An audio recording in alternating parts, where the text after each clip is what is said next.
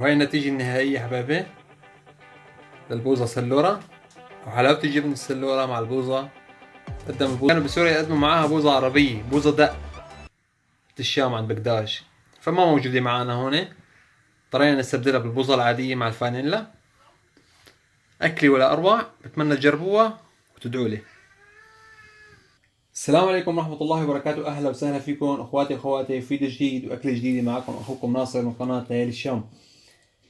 اليوم طبعا بعرف تأخرت عليكم كثير، إذا زمان ما صورت بعتذر، سامحوني.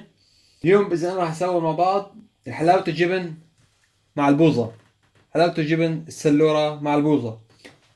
الطريقة سهلة وبسيطة ومكونات موجودة بكل بيت، مكوناتنا سهلة ولا تقولوا صعب ما راح اسويها. انا بتمنى انكم تسووها وتجربوها بيوتكم، لانه راح تدعوا لي عليها ان شاء الله.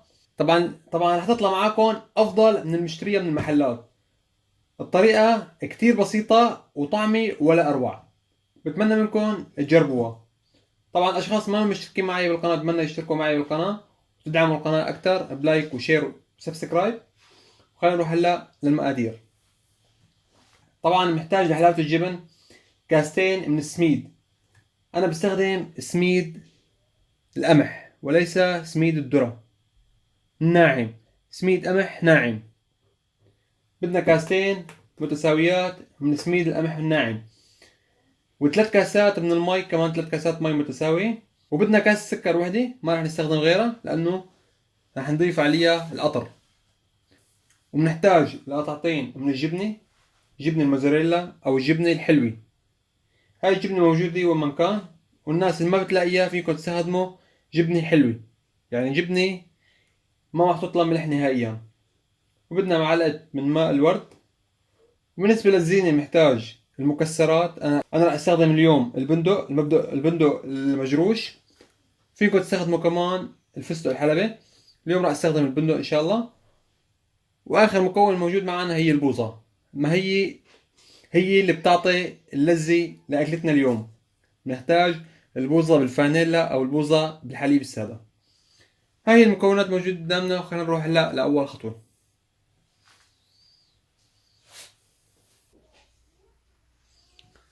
أول خطوة رح نقوم فيها هي حبايبي، بسم الله، على النار هادي رايحين ندوب السكرات. نحط 3 كاسات المي، بسم الله، نضيفه.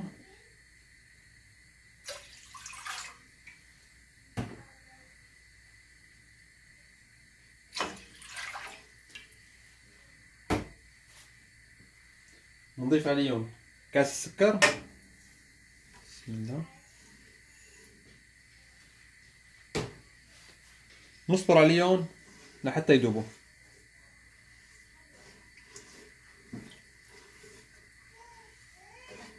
طبعا بياكلوا شوية وقت بين ما تسخن المي، لأنه استخدمت مي عادية ما أنا سخنة. فيكم تستخدموا مي فاترة أو مي سخنة كمان. ندوب السكرات. أنا بفضل تستخدموا حبايبي طنجرة تيفال لحتى ما تلزق معنا السميد، لأنه هلا بعد شوي راح ينشف السميد، راح يصير يلزق معنا. وأنا تستخدموا طنجرة تيفال لحتى ما يلزق معكم. ومعلقة بلاستيكية أو جلد أو معلقة خشب أفضل. نصبر شوي ليدوب السكرات. وهلا بعد ما ذابوا معنا السكرات بنروح الخطوة الثانية، هي سميد وحدة.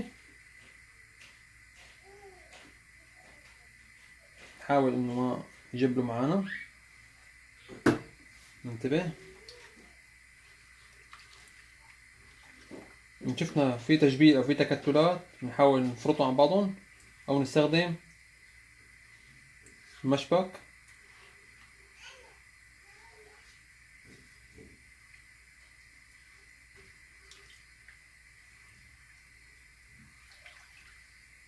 نصبر عليهم دقيقتين.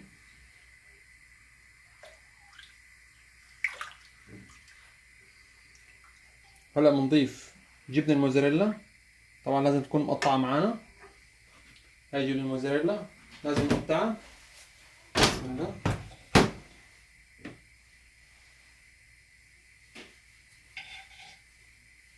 نحطها على شرحات.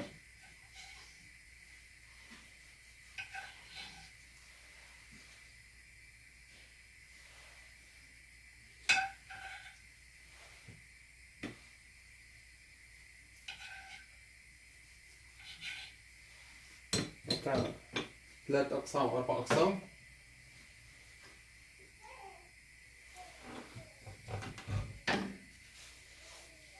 نضيفها فوق المي والسكر. بسم الله.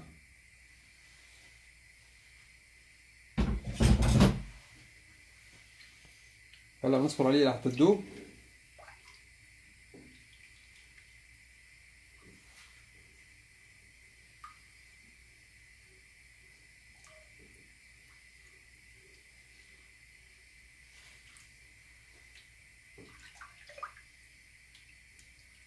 تقريبا يعني بتاكل تقريبا 5 دقايق على النار او اقل لحتى تذوب معنا.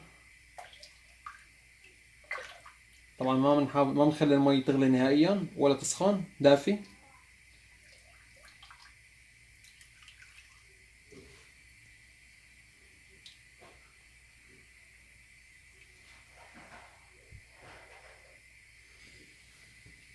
هلا هيك حبايبي بعد ما ذابت معنا الجبنة قربت مي لحتى تغلي معنا.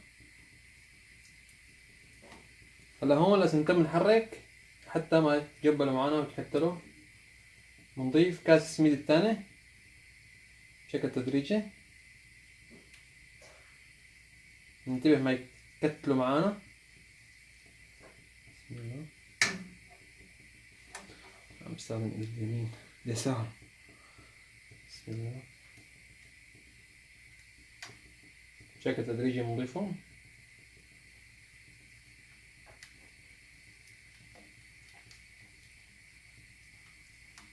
بهالطريقة هون.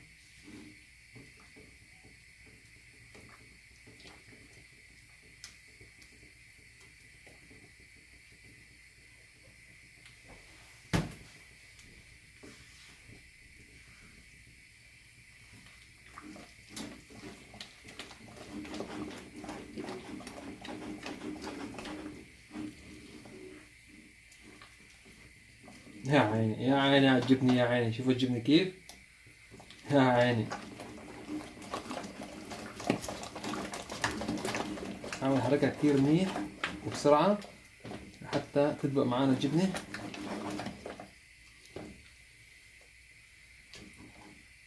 يا سلام يا سلام يا عيني يا عيني. شو هالحلاوة الجبن هاي.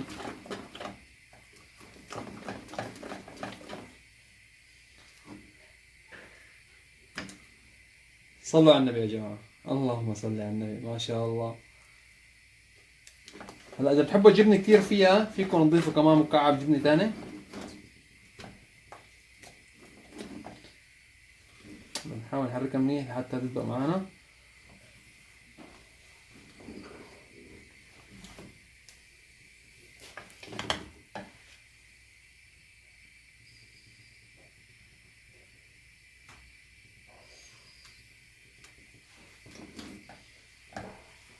ما شاء الله.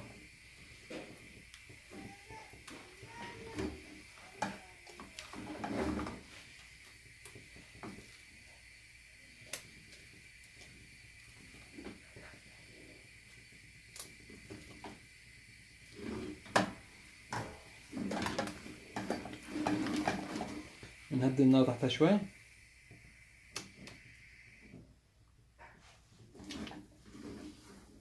قربت تستوي معنا.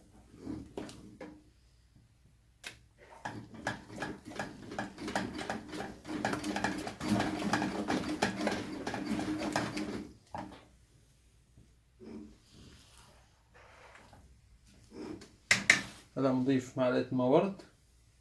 بسم الله.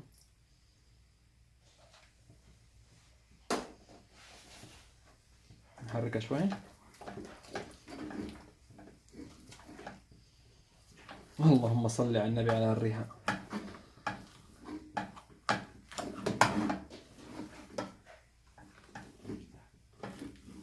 يا جماعة سامحوني أماني، في ناس عم تشتهي ما عم تقدر تساوي الطريقة هاي أو عم تجيبها جاهزة، فالطريقتي عم تشهيهم. أتمنى منكم تسامحونا أماني.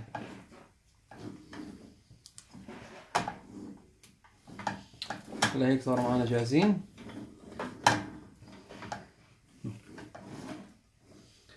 هلا بنسكبها بجاط أو بصينية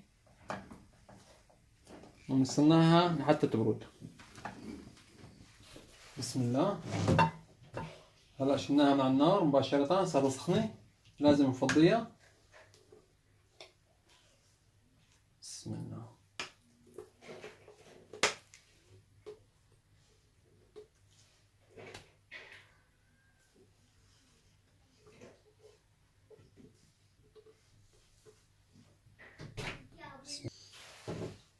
طبعا هاي الصينية حبايبي رح نقطع فيها، يفضل انها تكون مساحة وحدة بالشكل هذا. نحاول نحطها كلها مساحة وحدة. بسم الله. يفضل تكون مساحة وحدة وبسماكة 3 إلى 4 سنتي، لأنه هاي طريقتنا طريقة مميزة ما كثير الناس تعرفها.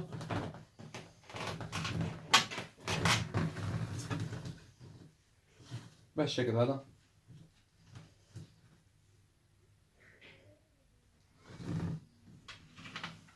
هلا صارت معنا تقريبا جاهزة.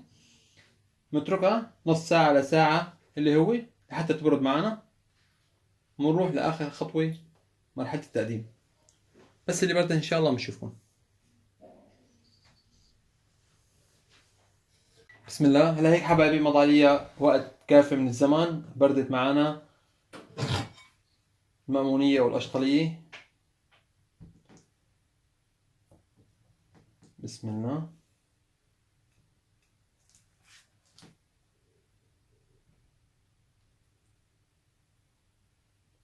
أنا خليتها شوي مريئة، فيكن تخلوها شوي على الغاز شوي تاني لحتى تجمد معنا، أو ننشفها شوي تاني لحتى تجمد معنا.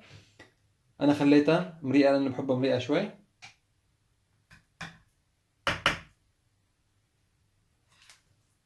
بسم الله.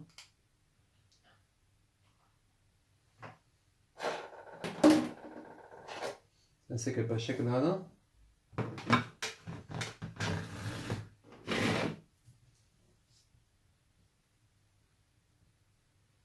نضيف فوق البوظة، تاكل معها بوظة، طبعا البوظة حسب الرغبة كمان.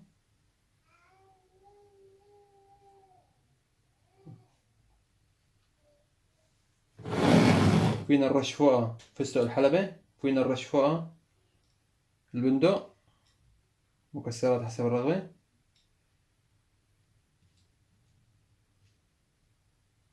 كمية حسب الرغبة. وأهم شيء ما ننسى القطر أو الشيرة. أنا مجهز معي القطر. بسم الله.